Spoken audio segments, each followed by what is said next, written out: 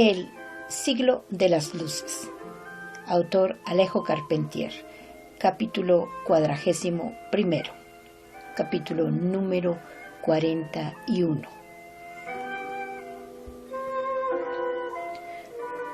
Ahora permanecía en una esquina próxima al muelle, indeciso, avergonzado de su derrota.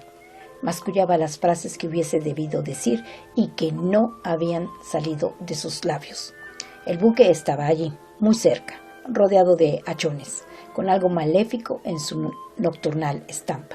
La sirena de la proa, con su doble cola pegada a las bordas, salía de las sombras. A veces, cuando algún farol iluminaba su rostro de máscara funeraria, como sacada de un sepulcro, Esteban se sintió lleno de palabras impronunciadas, que volvían a ordenarse en discursos, reconvenciones, advertencias, reproches, violencias que llegaban al insulto, y en el insulto se detenían, tras de ciertos vocablos supremamente infamantes, más allá de los cuales quedaba el idioma agotado.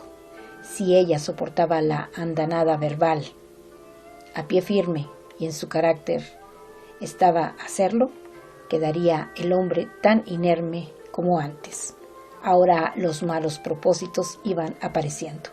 Eran las 8. El buque del capitán Dexter zarparía a las 5 de la madrugada. Quedaban 9 horas durante las cuales habría acaso tiempo suficiente para hacer algo. Sobre el resquemor de su despecho, Esteban edificaba la teoría de un deber. Tenía la obligación de impedir que Sofía llegara a Cayena. No había que vacilar en recurrir a los medios más extremos para impedir un suicidio moral. Aquella aventura equivaldría a un descenso en los infiernos. Sofía era mayor de edad, pero Carlos tenía, legalmente, el derecho de impedir su fuga, planteando el caso de enajenación mental. Se había tenido un ejemplo de ello meses antes, cuando una joven viuda de ilustre apellido había tratado de largarse a España con un cómico de los que venían a cantar tonadillas en el Coliseo. Era fácil contar con la ayuda de las autoridades cuando se trataba de casos que en algo afectaren al honor de las familias honorables. Los arranques pasionales eran mal vistos por la sociedad colonial, siempre dispuesta a valerse del alguacil cuando un lío de amantes o de hembras desaforadas venía a turbar su calma. También la Iglesia se mostraba activa en esos casos, atravesándose en el camino de los culpables.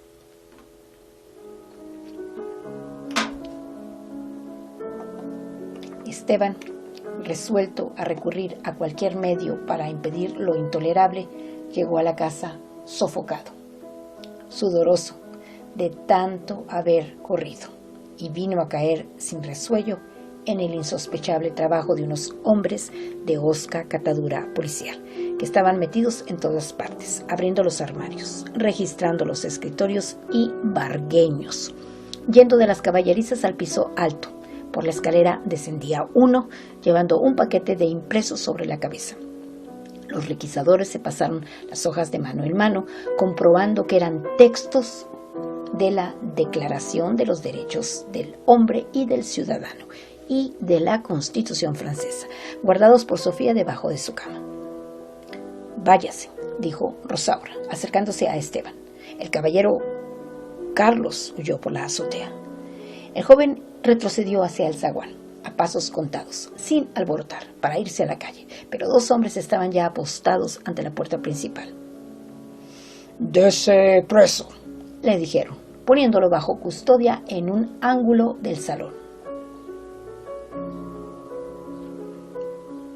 Durante varias horas lo tuvieron en espera, sin preguntar. Pasaban y volvían a pasar delante de él, como sin percatarse de su presencia, mirando si había algo detrás de los cuadros o debajo de la alfombra. Hundieron varillas de hierro en la tierra blanda de los canteros buscando la resistencia de alguna caja metida bajo la grama. Otro sacaba tomos de la biblioteca, examinando las pastas y palpando su espesor, acabando por arrojar al suelo a modo de selección algún escrito de Voltaire, Rousseau, Buffon y en general, de cuanto estuviese impreso en prosa francesa, que el verso era cosa de menos cuidado. Por fin, a las 3 de la madrugada, se dio por terminada la requisa. Había pruebas más que suficientes para demostrar que aquella casa era un nido de conspiradores francmasones, difundidores de escritos revolucionarios, enemigos de la corona, que pretendían implantar la anarquía y la impiedad en los dominios de ultramar. ¿Dónde está la señora? Preguntaban todos ahora, instruidos por confidentes de que era ella uno de los conspiradores más peligrosos. Rosaura y Remigio respondieron que nada sabían, que había salido temprano, que por costumbre se quedaba en casa, pero que esta vez, por casualidad, no se hallaba aquí en hora tan tardía. Habló uno, entonces, de la oportunidad de visitar todos los barcos surtos en el puerto, para evitar un intento de fuga. Sería tiempo perdido, dijo Esteban, alzando la voz desde un rincón. Mi prima Sofía nunca ha tenido nada que ver con todo esto.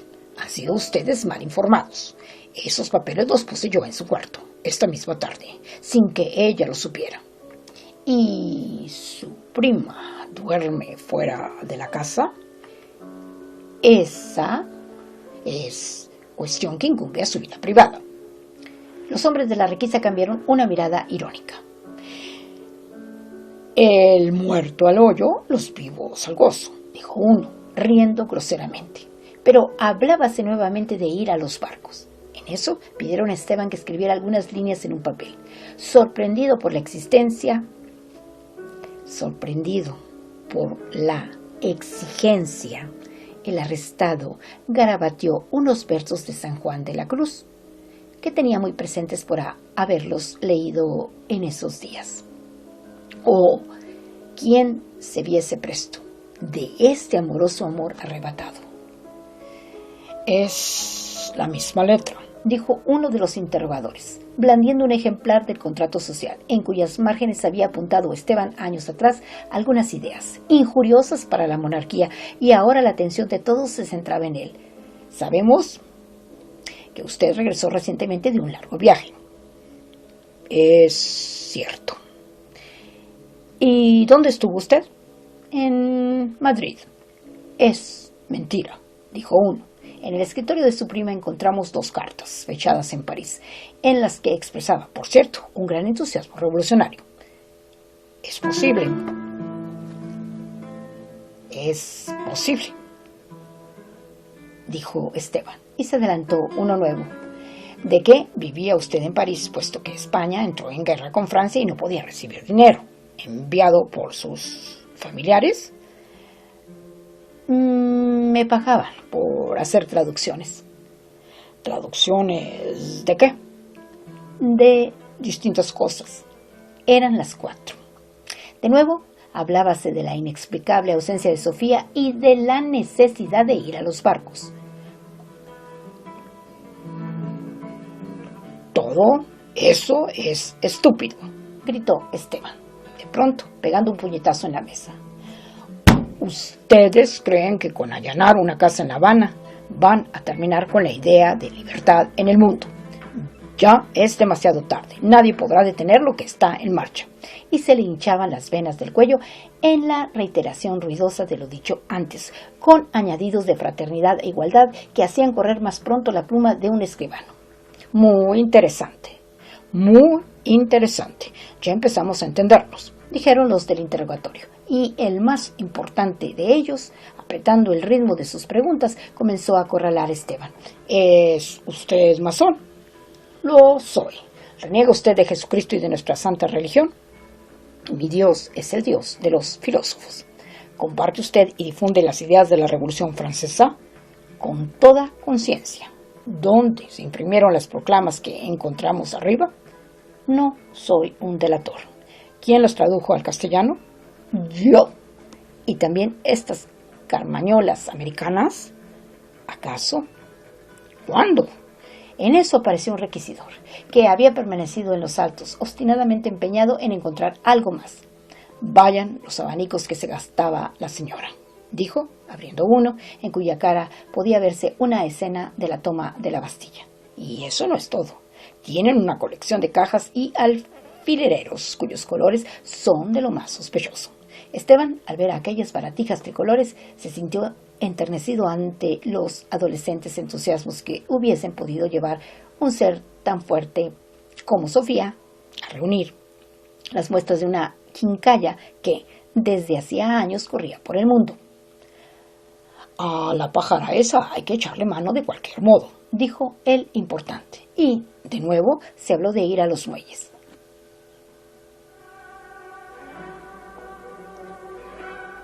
Esteban entonces lo largó todo de un solo y pormenorizado tirón. Se remontó a la llegada de Víctor Hux a La Habana para hacer más lento y detallado el relato que el escribano iba pasando al papel con desacompasada caligrafía. Habló de sus contactos personales con Brissot y d'Alvarado, de sus trabajos de propaganda realizados en el País Vasco, de su amistad con los abominables personajes que habían sido los traidores Marchena y Martínez de Ballesteros, luego la ida a Guadalupe, la imprenta de los Leuget, el episodio de Cayena, durante el cual tuviera grandes tratos con Billaud Barents, el encarnizado enemigo de la reina de Francia. «Apunte, escribano, apunte», decía el importante, colmado por tales revelaciones. «Billaud es con Y, preguntaba el escribano. «Con ella», decía Esteban, largándose al disparadero de un curso sobre gramática francesa. «Con ella, porque no vamos a pelear por una ella más o menos», gritó el importante, aspándose de mangas. «¿Cómo regresó usted a La Habana?» «Todo resulta fácil a los francmasones», respondió Esteban, prosiguiendo un relato que lo alzaba hacia una imponente estatura conspirativa. Pero a medida que las saetas del reloj se aproximaban a la cifra de las 5, sus palabras cobraban un viso caricatural. Empezaban a no entender sus interrogadores cómo un hombre, en vez de defenderse, se entregaba a una confesión tan completa de delitos que bien podrían significar para él la muerte en garrote vil. Ahora, no teniendo más que contar, Esteban se desataba en chistes vulgares, hablando de mesalinas borbónicas, de los cuernos pegados a su majestad por el príncipe de la paz y de los cohetes que no tardarían en estallar en el culo del rey Carlos. «Es un fanático», decían todos, «un fanático o un trastornado. América está llena de esta clase de Robespierres. Como nos descuidemos, habrá pronto en estas tierras una degollina general». Y Esteban seguía hablando, acusándose ya de acciones que no había realizado, jactándose de haber pasado sus literaturas revolucionarias personalmente a Venezuela y a la Nueva Granada. «Apunte, escribano, apunte. No se le vaya a quedar nada en el tintero», decía el importante sin tener ya nada que preguntar.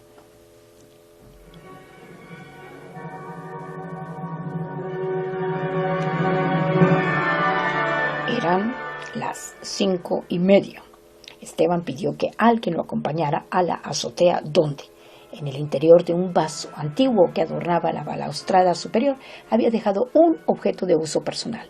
Engolosinados por lo que podía constituir una nueva prueba, algunos requisidores lo siguieron. Dentro del vaso solo había un nido de avispas que trataron de picar a más de uno. Sin escuchar a quienes lo insultaban, Esteban miró hacia el puerto. El Arrow había zarpado ya, quedando claro el lugar donde el buque hubiese estado amarrado a las vitas del muelle.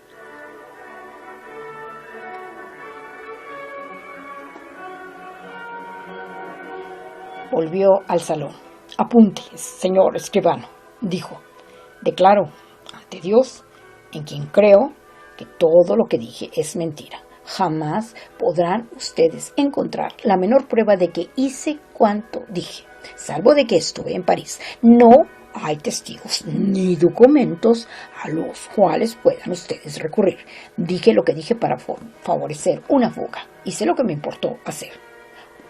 «¿Acaso te salves del garrote?», dijo el importante.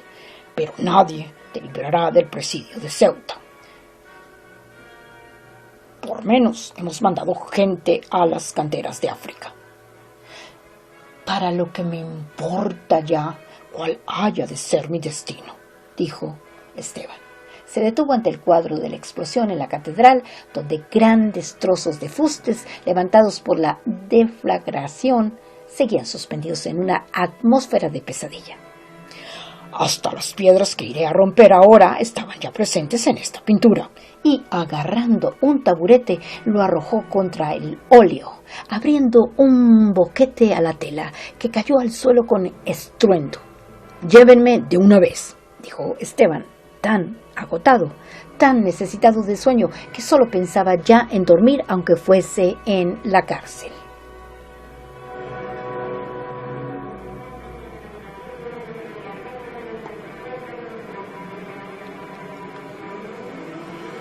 Aquí termina el capítulo número 41. Es decir, aquí termina el capítulo número 41 del libro de Alejo Carpentier, que se titula El siglo de las luces. Son las 12 del mediodía con 28 minutos y hoy es un bello viernes 24 de septiembre del 2021.